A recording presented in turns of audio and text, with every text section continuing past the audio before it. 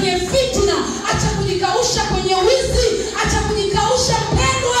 Maisha yako ni yako, na leo hii ndio siku ya kutengeneza maisha yako. Usipotengeneza maisha leo, hakuna siku nyingine ambayo umeiandaa mwenyewe, kwa sababu maisha yetu ni fumbo. Haleluya. Maisha yetu yamefungwa kwenye mkono wa Mungu aliye hai.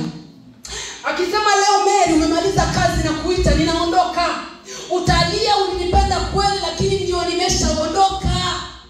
Hata kama akisema wewe Neema, wewe Grace, wewe nani, nimeshasema mimi ni Mungu, siwezi kushindana na roho ya mwanadamu. Umeshamaliza kazi, njoo, utaenda. Tuwe tulikupenda, tuwe tunalia kanzu kama za Dorcas, lakini Mungu ashakuita. Kwa nini unajifariji? Kwa nini unajikausha na vitu ambavyo hata moyo wako unakuambia hivi havinipeleki mbinguni? Kwa nini unajikausha?